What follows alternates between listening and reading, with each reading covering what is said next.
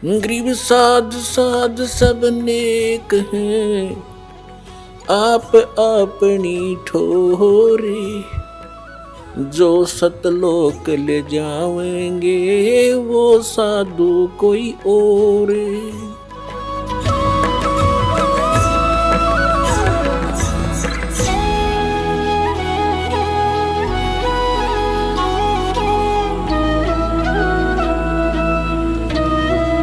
फिर आपको ये सुख तो होंगे ही होंगे, लेकिन इन्हीं सुखों तक सीमित मत रहना। यहाँ आने वाले को एक आगाह किया जाता है कि बरवाला आश्रम आने से पहले आप केवल दुख निवारण कराने के लिए उद्देश्य लेकर मत आना।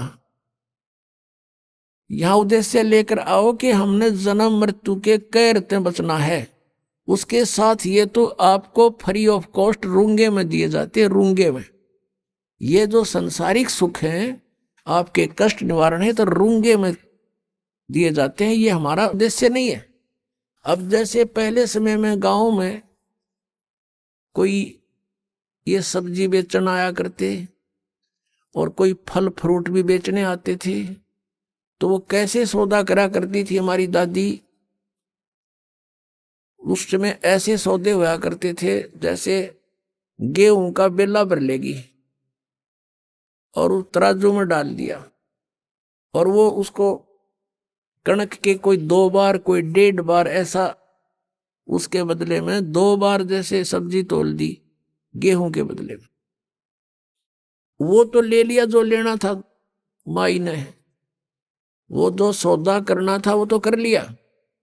उस गेहूं के 1 बेले यानी 1 किलो के बदले में 2 किलो 2 बार तोल ली वह सब्जी, जो उसका रेट था वो ले लिया।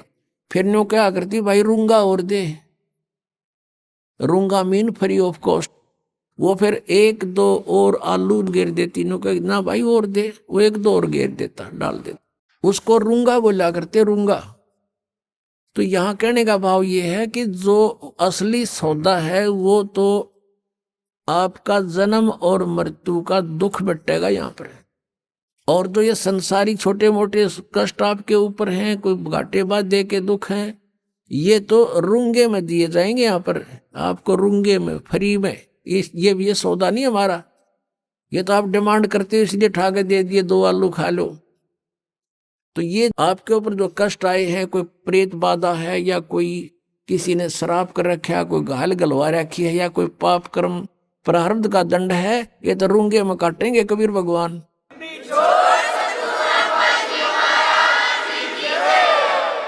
आपका असली रोग तो जो है जन्म और मृत्यु का है। अब क्या बताते हैं, नर से तू पशुआ की जय गद्दा बैल बनाई, ये 56 भोग कहाँ मन बोरे, कि तकुरेड़ी चरणे जाई। पुणात्माओं, हमने इस काल के इस झूठे सुख की भांग घनी पी रखी है, और हमारा आज यकीन ना होता कि हम गधे भी बनेंगे, और हम कुत्ते गधे सुअर बनेंगे, और वो आहार करेंगे जो आज वर्तमान में कुत्ते गधे कर रहे हैं। उसके लिए याद दिलाते हैं, सुखदेव ने 84 भुगती बना पजावे खरवो, तेरी क्या बुनियाद पुरानी, तू पेंडा पंथ पकड़े वो। कहते सुखदेव जैसे ऋषि ने 84 लाख प्राणियों के शरीरों में कष्ट भोगना पड़ा। सुखदेव ने 84 भुगती बना पजावे खरवो, और तेरी क्या बुनियाद पुरानी, तू पेंडा पंथ पकड़वो।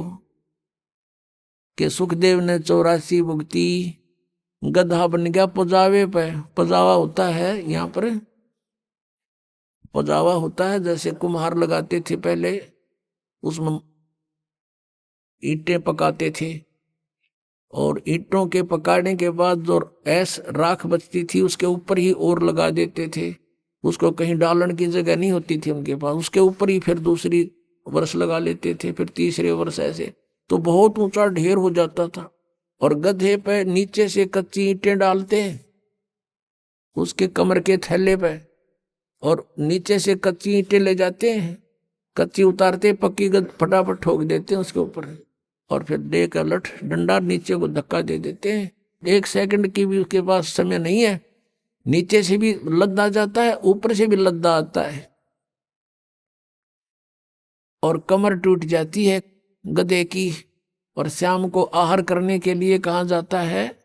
कुर्डियों पर, यानी बाहर मैदान में, वहां खाता है। फिर चारा भी बाहर चर के आता है और सेवा को मार की करता है। और फिर टूटी कमर पर जख्म हो जाता है, उसको कौवे नोचते हैं। उसी जख्म के ऊपर आते ही कुम्हार जो कानू वो थैला रख देता है और ईंटें भर के फटाफट उसको स्टार्ट कर देता है, लेकर लठ।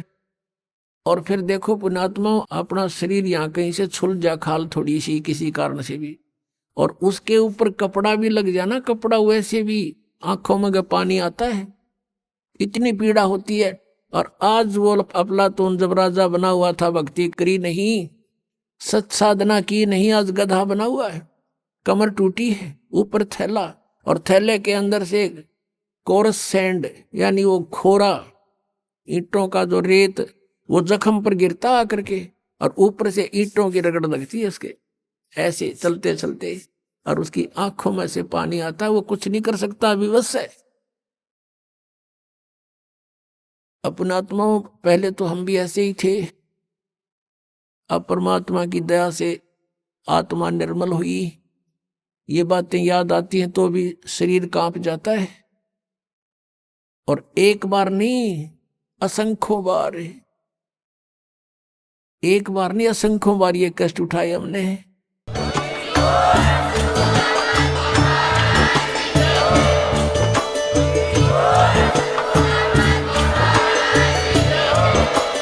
आप सुन रहे थे जगत गुरु तत्वदर्शी संत रामपाल जी महाराज जी के मंगल प्रवचन। अधिक जानकारी के लिए विजिट कीजिए हमारी वेबसाइट www.jagatgururampalji.org। संत रामपाल जी महाराज जी के शुभ आशीर्वाद से पूरे विश्व भर में 500 से भी ज्यादा नाम दीक्षा केंद्र हैं, जिन पर संत रामपाल जी महाराज जी द्वारा ऑनलाइन निशुल्क नाम दीक्षा दी जा रही है। अपने नजदीकी नाम दीक्षा केंद्र का पता करने के लिए संपर्क करें 8222880541।